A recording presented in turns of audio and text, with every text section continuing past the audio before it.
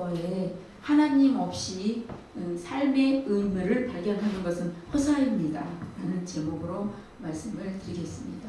전도서는 전체 12장으로 되어 있고요.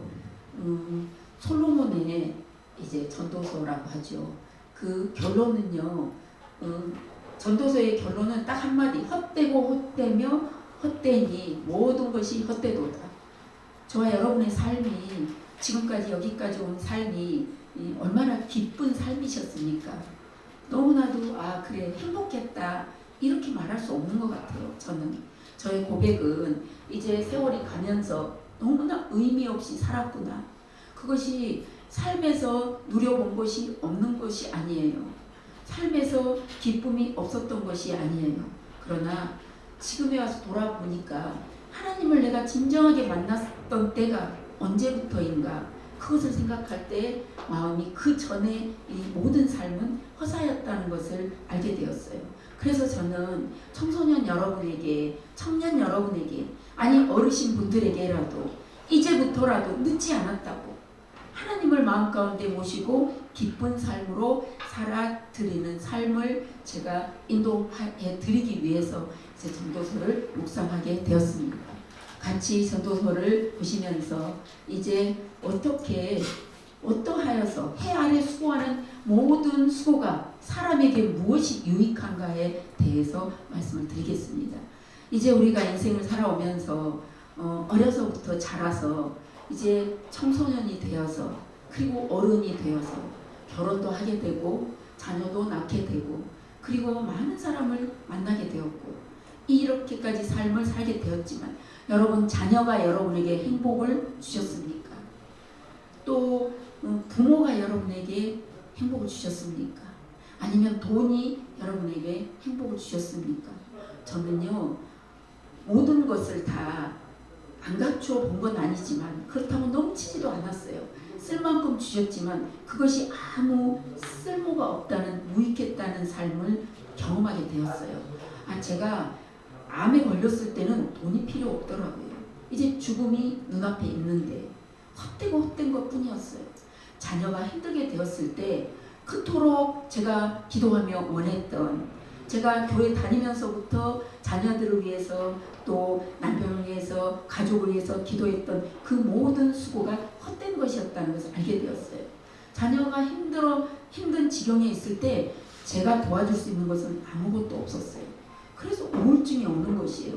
전도서는 다시 말하면 이 세상에 앓고 있는 모든 우울증을 앓고 있는 분들에게 주시는 메시지라고 생각하시면 됩니다. 자, 사람에게 그 수고들이 어떤 유익이 있습니까? 전 열심히 살았어요. 교회 생활 열심히 했어요. 믿음 생활도 정말 아름답다고 생각하면서 해왔고, 그리고 또 전도도 나름대로 해왔었고, 그러나 제 안에 살아계신 그 하나님이 계시지 않았을 때는 모든 것이 다 헛될 뿐이었습니다. 전도서는 결론은 1장에서 결론을 두고 계십니다. 창세기에 보면 창세기 1장 1절에 이미 결론이 있지요. 모든 천지 만물은 하나님께서 창조하셨다. 이것만 알면 다 결론이 나와요. 그래서 이제 하나님 없이 삶의 의미, 그렇다고 하나님을 안 믿는 사람에게 말씀을 드리는 거 아니에요. 하나님을 믿는 저에게 주시는 강한 메시지, 처음에 한번 읽을 때 몰랐어요. 다음에 또 읽고 또 묵상하고 또 묵상하게 되었을 때 저에게 있는 이 우울한 성향이 과연 어디서 왔을까를 알게 되었어요. 살아계신 하나님 모르고 신던 그 신발 그냥 신고 다니고 새 신발로 교체 신발 하지 못하고 내 심령을 리모델링 하지 못하고 성벽을 재건하지 못한 채로 그냥 계속 습관처럼, 그리고 이제 우리가 전수 받았던, 제 어머니에게 받았던 그 신앙을 전수한 거 똑같이 제 자녀들에게 전수해주고, 이것은 아닌 것이에요. 신앙의 세속화는 무효입니다. 그것은 우리에게 그래 하나님 교회는 다녀야 된다, 하나님이 계신다, 이것만 알려드릴 뿐이지 정말로 살아계신 하나님, 마찬가지로 앞서 말씀하신 목사님의 말씀대로 교회 인도하면 단지 생각하지만 양육이 되어야 되는 것이에요. 저는 너무나도 모든 양육에서 되지 못했었던, 그래서 항상 저의 삶은 모든 것을 이루었는데도 외롭고, 또 결혼을 했는데도 외로웠고, 자녀를 아들도 낳고 딸도 낳았는데도 또 외로웠어요. 항상 제 마음 가운데는 이 외로움이 어디서 왔을까? 그것을 모르고 살다가 전도서의 이 고백을 읽고 나서 제가 기가 막힌 깨달음이 있었어요. 아, 헛되다고 선언하는구나. 하나님이 안 계신 삶은 헛된 것이구나. 살아계신 하나님을 모세처럼 만나지 못하면 그것은 헛된 삶이구나 알게 되었어요. 자, 본론은 2장부터 11장까지 있어요. 근심이 마음에서 떠나질 않았어요. 하나님은 믿는데 왜 외로울까요? 교회 문을 들어오면 심란한 마음에 설교를 듣긴 듣는데 그냥 쓸쓸하고 외롭고 졸다가 그렇게 나갔던 삶이. 두 번째는 악이 내 몸에 항상 머물러 있고 뭔가가 괴롭고 여기도 아프고 저기도 아프고 건강 염려증 때문에 하루도 편할 날이 없었어요. 제가 간호사였는데, 그것도 중환자실 간호사, 죽음을 앞둔 사람을 보살피는 일 잘하는 간호사였는데, 그런데도 저의 삶은 항상 걱정과 근심으로 가득 찬 삶이었어요. 세 번째로 어릴 때와 검은 머리의 시절이 다 헛되었다. 어린 시절 행복했어요. 저희 아버지가 교육자셨고 그냥 월급쟁이로 외상을 수없이 달면서 살아갔지만 그래도 행복한 삶이었어요. 그런데 왜 저는 항상 외로웠을까요? 항상 여고 시절에 교정에서 코스모스 밭에 숨어서 혼자 울었던 기억이 있어요. 제게는 장애자, 청각장애자인 여동생이 있습니다. 그의 삶이 저희들의 가족의 모든 것을 차지하고 항상 생각하면 외로웠어요. 그리고 왜 내 동생은 저렇게 살아야만 하는가 때문에 너무나 가슴이 아팠어요. 그런 채로 그냥 지내왔어요. 자, 네 번째로 아침에 씨를 뿌리고 저녁에도 손을 놓지 말라 하신 말씀, 저는 몰랐어요. 말씀을 읽지 않았어요. 새벽기도 가면 잠깐 기도하고 기도 제목은 간단했어요. 저의 기도 제목은 반듯하게 제 가정 또 제 식구들, 그 외에는 그냥 가만히 듣고만 있는 기도였어요. 기도할 줄은 몰랐던 것이에요. 다섯 번째, 하나님의 집에 들어갈 때 내 발을 삼가라 하신 말씀이 무슨 말씀인지 몰랐어요. 교회를 오면 그냥 입도체로 오고 그냥 한 시간을 때워야 한다는 생각에, 설교 말씀이 조금 길면 좀 길다, 그리고 그냥 무슨 말씀인지 모르고 문을 나가게 될 때는 무슨 말씀을 하셨는지 기억이 나질 않았어요. 그렇게 살아왔던 저였습니다.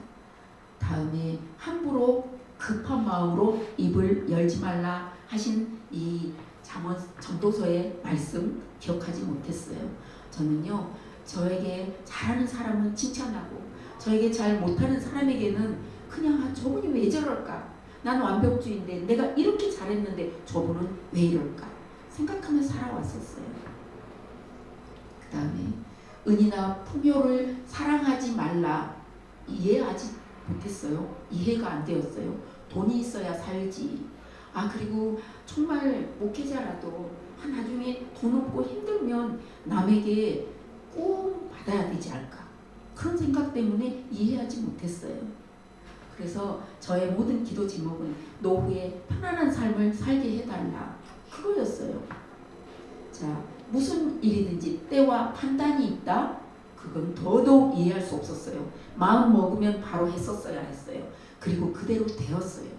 저의 모든 삶이 계획한 대로 무엇이 없다, 사고 싶다, 어떻게든 해서 마련해서 샀고, 이곳에서 구하지 못하면 어디 시장이라도 가서 똑같은 물건을 샀고, 저는 그렇게 살아왔어요. 그런데 진정하게 이제 전도서를 제가 묵상하고 또 묵상하게 되었을 때 제가 알게 되었어요. 제 마음에 있는 근심의 원인이 무엇인가?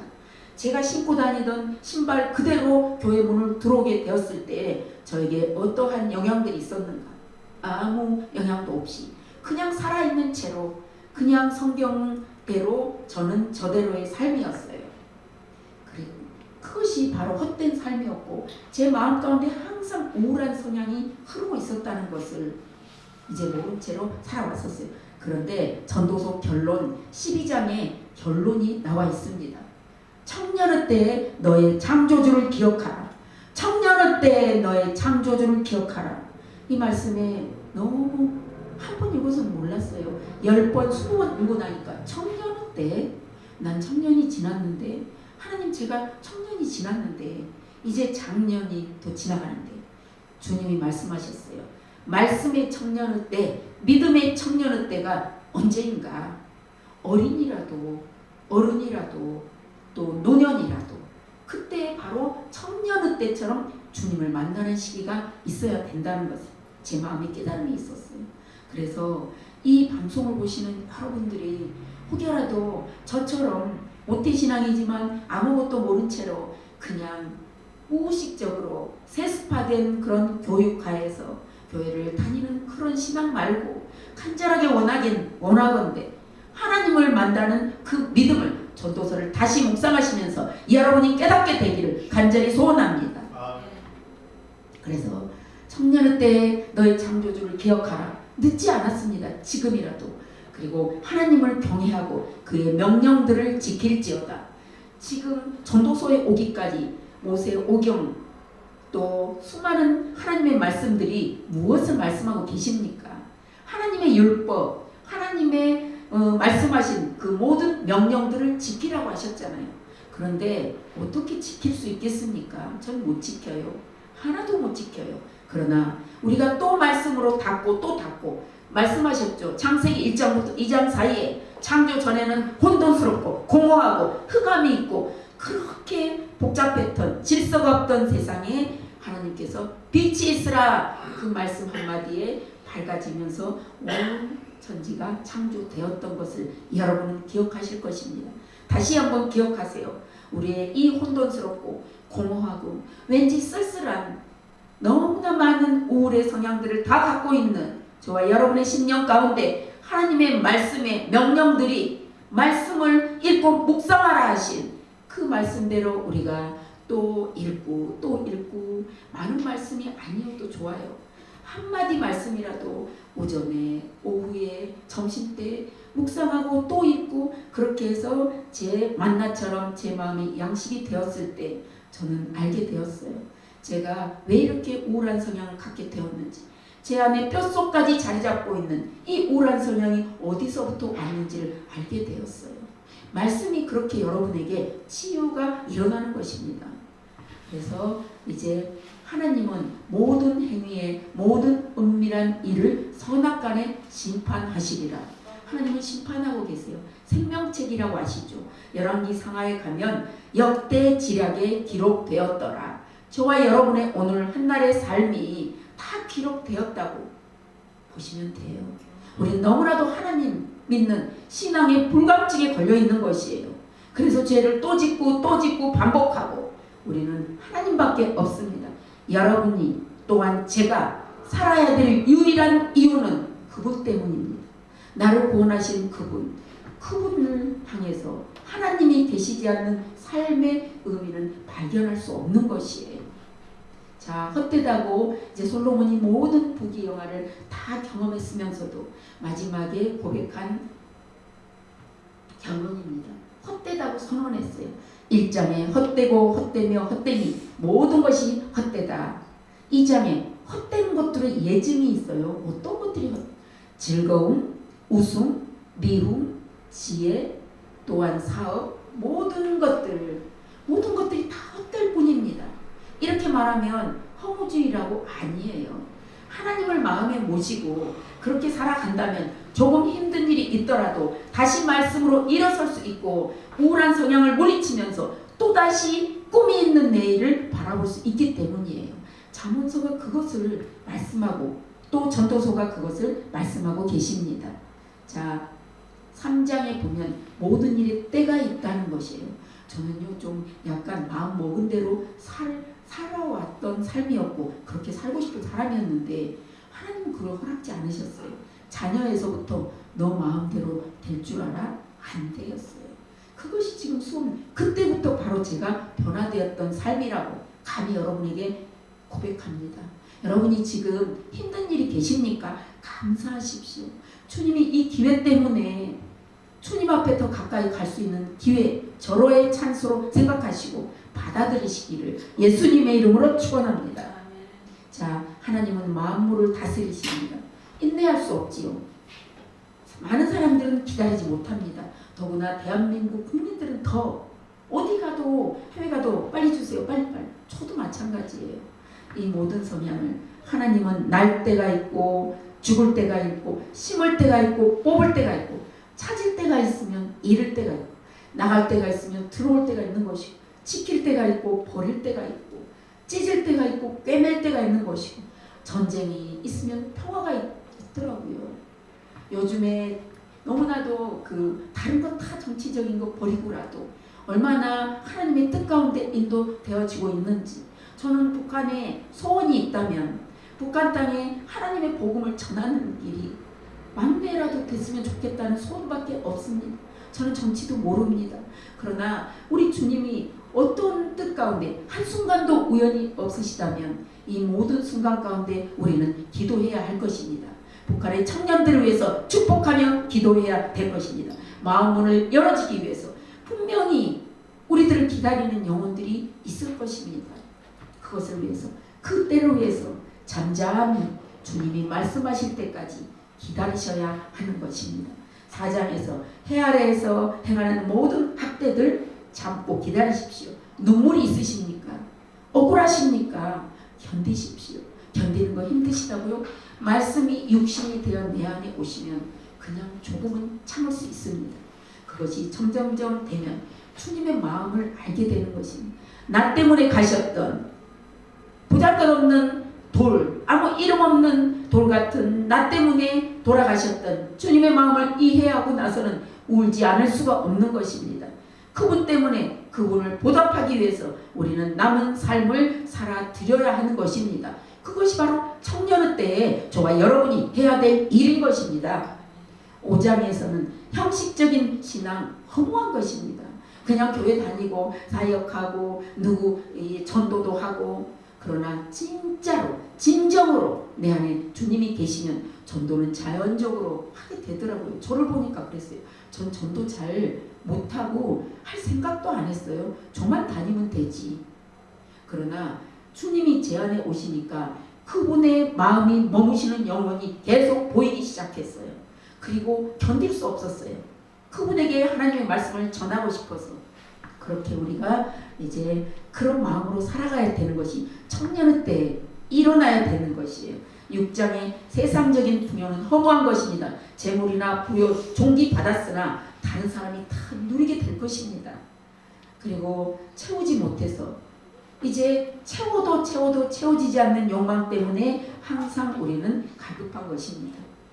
이제 7장에 하나님의 지혜를 적용하는 삶이 기록되어 있어요. 참되고 보람있고 지혜롭게.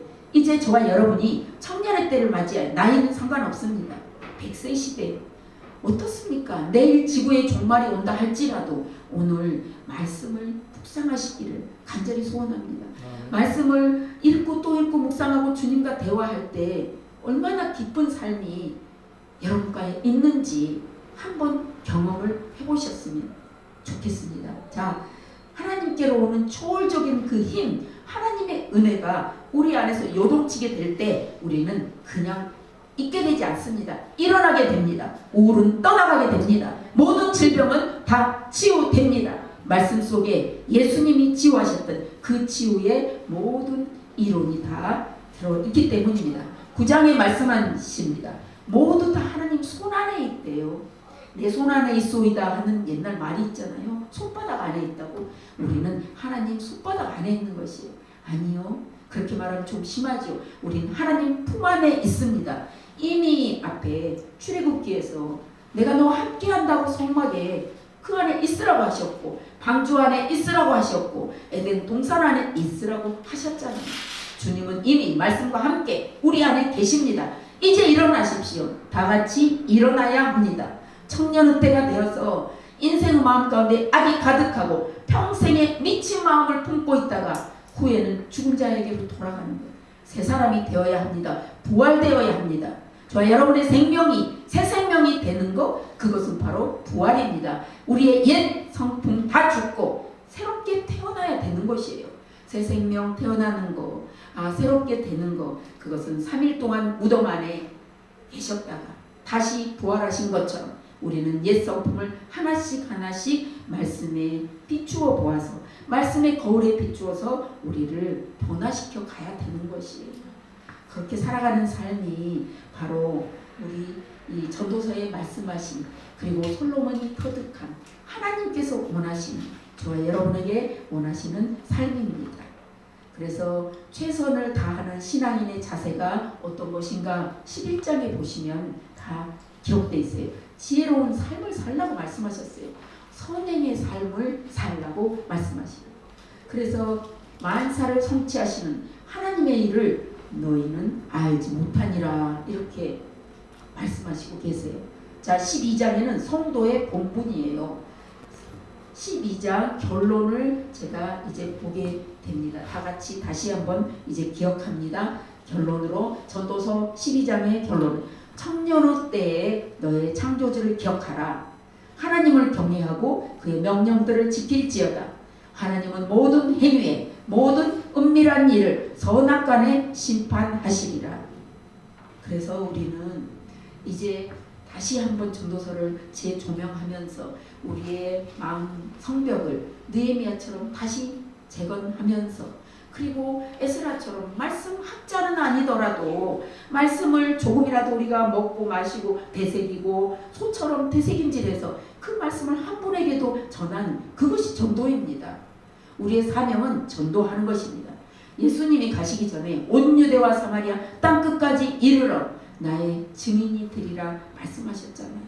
그래서 우리는 그 예수님의 유언을 본받아서 우리가 내가 먼저 변화된 삶을, 새로운 삶을, 그리고 옛 것을 다 버리고 옛 성품 버리고 이제 주님 앞으로 깊이 묵상 속으로 가면서 그렇게 살아가는 그런 말씀 부흥 운동에 제가 앞장서고자 여러분에게 이렇게 말씀을 전해드리고자 합니다.